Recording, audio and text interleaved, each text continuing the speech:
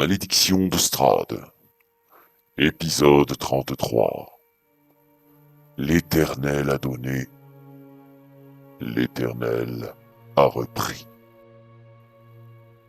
Descendant dans la crypte, nos valeureux héros découvrirent qu'il s'agissait du tombeau de la famille Watcher, dont la devise était « Jamais des proies, ainsi vit, ainsi meurent les barons Watcher ».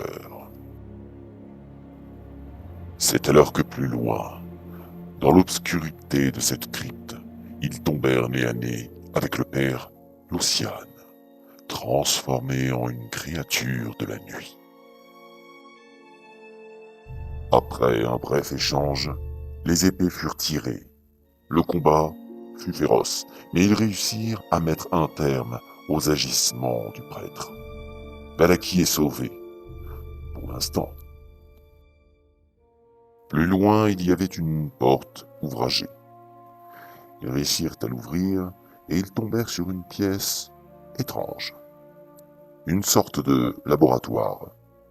Une chose est sûre, cela n'avait rien à faire dans une crypte. Au coin de la pièce, il y avait un chaudron. Elendil découvrit dans le reflet du liquide un visage qui n'était pas le sien. Il s'agissait en vérité d'un certain Zakar. Il leur expliqua qu'il était bloqué dans ce chaudron depuis fort longtemps.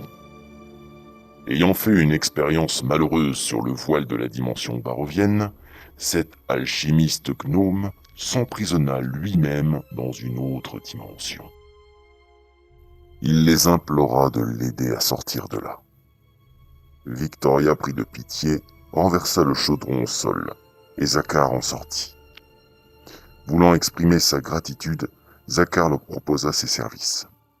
Et effectivement, les aventuriers furent intéressés par une fiole de raison qu'il était capable de concocter, afin de rendre la mémoire au mage fou, alias Mordenkainen.